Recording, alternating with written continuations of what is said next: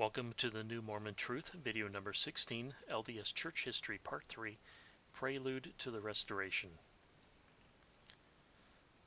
This video covers lesson number 1 in the Teacher's Manual and covers the events leading up to the Restoration. My sources are these two manuals over here on the right.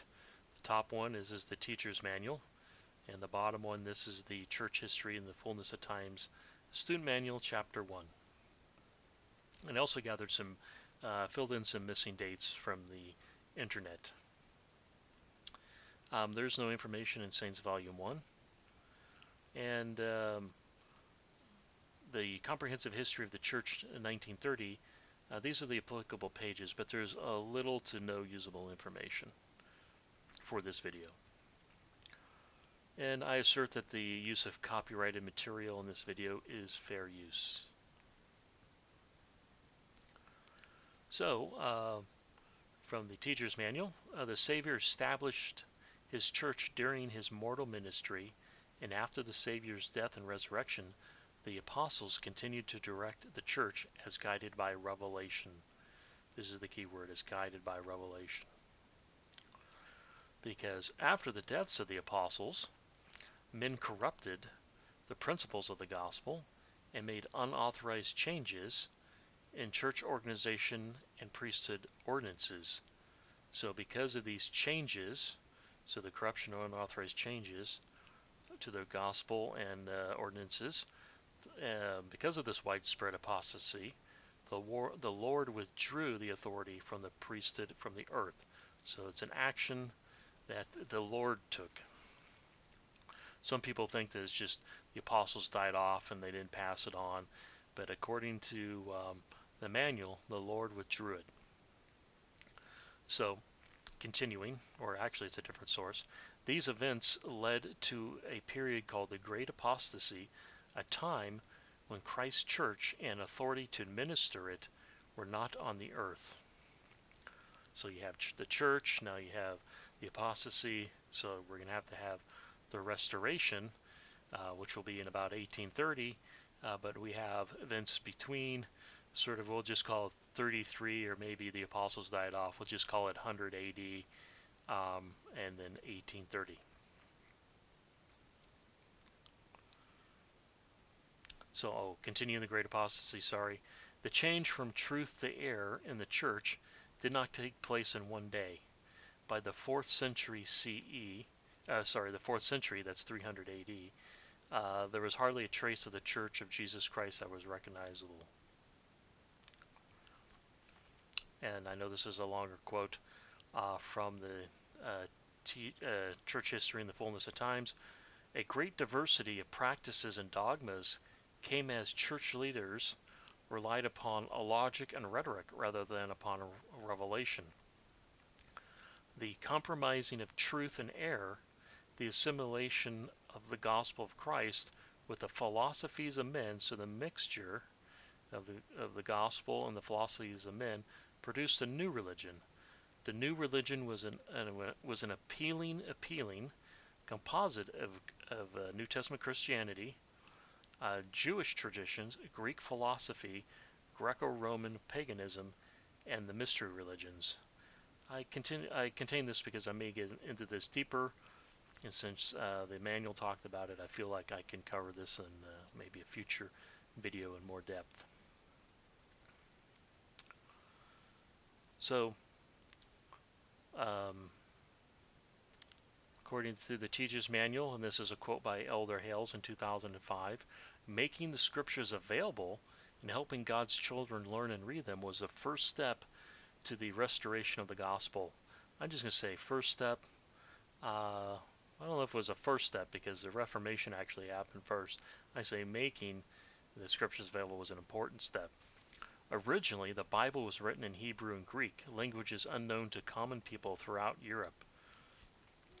Copies had to be written by hand, usually by monks, each taking years to complete. So just some some information. The Bible was translated from the Hebrew and Greek into Latin in about 400 AD by St. Jerome. Now, of course, the reason is because was that part of the world was under the rule of Rome, and they spoke Latin, so the Bible is translated in Latin. And just to point out, most people were illiterate, so they can read it. It's not like they couldn't read Hebrew and Greek. They couldn't even the Greek-speaking people. Most people couldn't even most people were illiterate. They followed what each church leaders told them. So the biggest step, or one of the big steps, or maybe just following the timeline, we had the Renaissance from about 13 to 1600 AD. In about 1450, probably a few years before this, Gutenberg invents the printing press, and by 1450, he's using it to produce materials. And then a quote from the Church History and the Fulness of Times: it, meaning the printing press, directly affected the rise of the universities and the dissemination of information. This is the important part.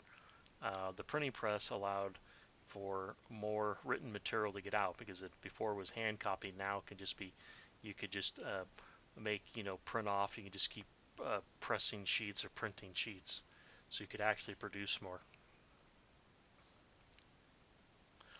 And then maybe I should say, and below here, this is I don't know if this is an original or just a made Gutenberg press. And then 1492, Columbus discovers America. Well, the New World is discovered. So the Reformers, from the Church History and Fullness of Times. I believe this is actually a quote from Joseph Fielding Smith that's in this guide. In preparation for this restoration of the gospel, the Lord raised up noble men such as Luther. This is a portrait of Luther here. Calvin, Knox, and others whom we call reformers. Latter-day Saints pay all honor to these great and fearless reformers who shattered the fetters which bound the religious world. The work of the reformers was of great importance, but it was a preparatory work. So let's get a little bit into the timeline. So in 1517, Martin Luther nails the 95 Theses on the door of the church. I believe is in Wittenberg, Germany.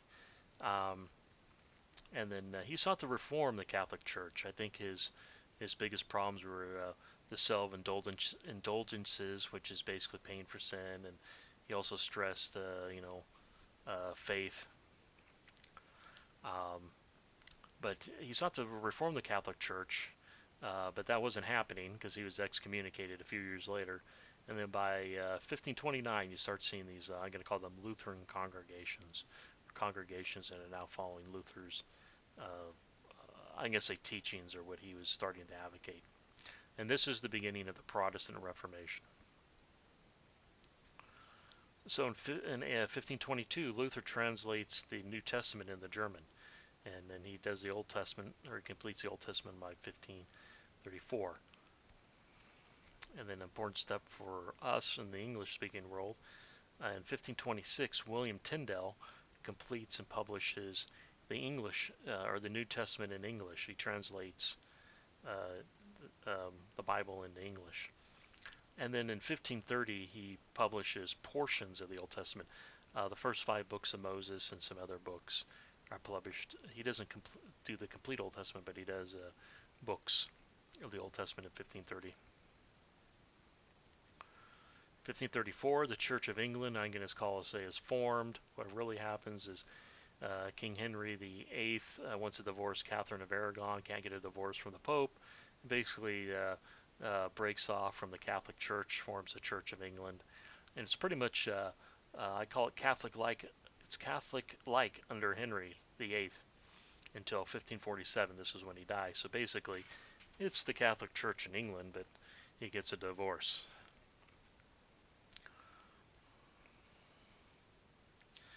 And then in 1536, John Calvin, who I believe is French, is now set up in Switzerland, and with his, because of the Reformation, he's published, I think this is his first publication date.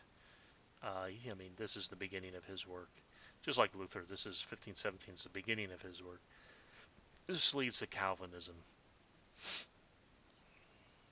This video isn't really about what are the tenets of Lutheranism and Calvinism and all the other ones. So the spread of Calvinism, which is important. Calvinism, or you'll actually see like Reformed churches.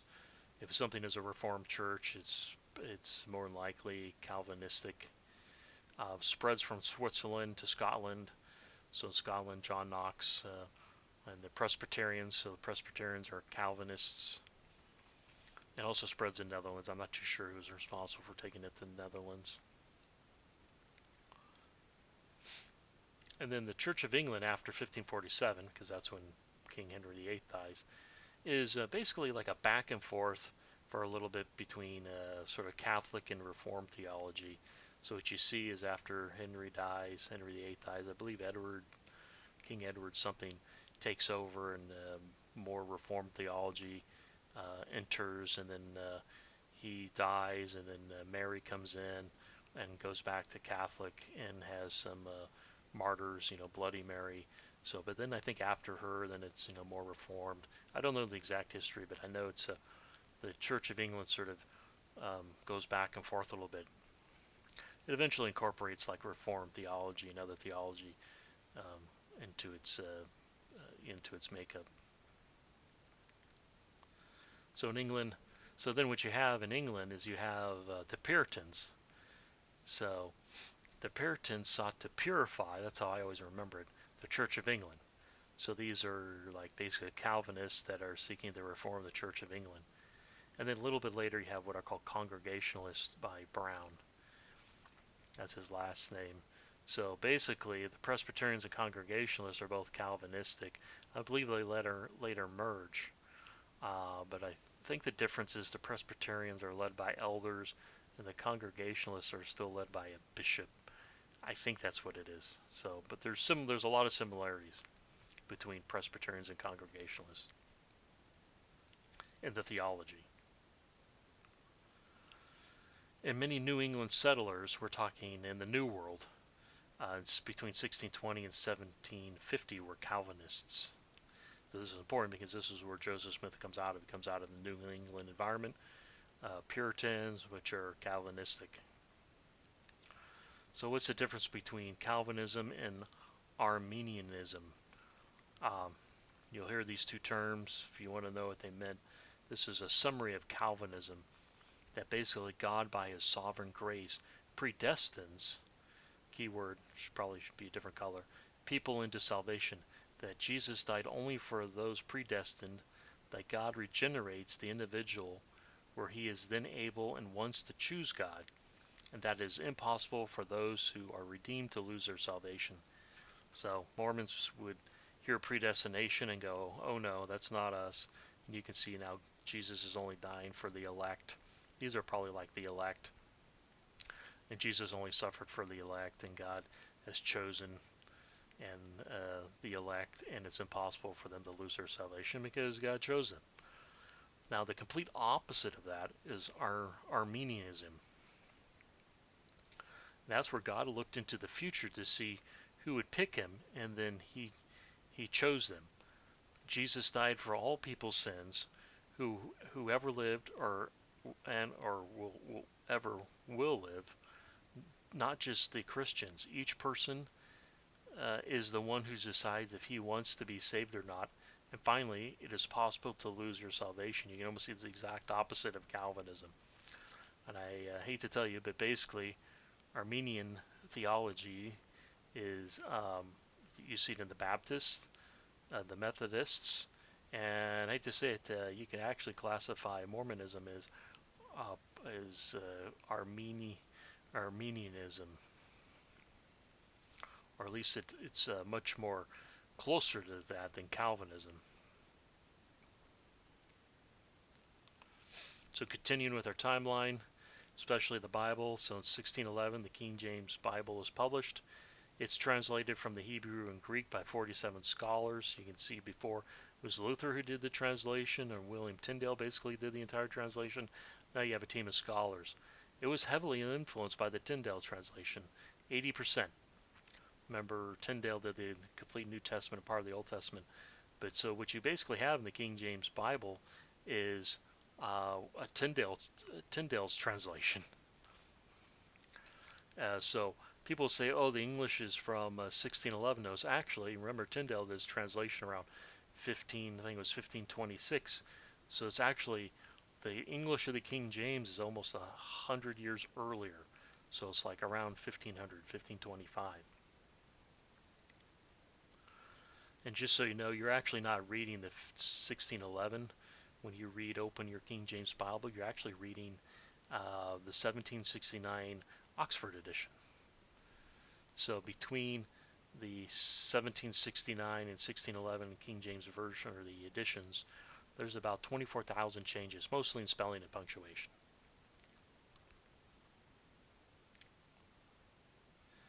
So American history from 1620 to 1750. I've covered this before. The Puritans and Pilgrims, basically Protestants, immigrate to America for religious and economic reasons. Between 1775 and 1783, you have the American Revolutionary War. And then in 1789, you have the U.S. Constitution and the Bill of Rights. And then an important, which I'll definitely have a video on, is 1790 to 1840. You have the Second Great Awakening, which is a spiritual or religious revival or awakening. Just put in context of the Smith, or the Restoration, or the Smith family. Joseph Smith Sr. and Lucy Mack were married in 1796. So basically, this timeline takes us right up to, the marriage of the parents of Joseph Smith, because Joseph Smith was born in 1805. So it's right after.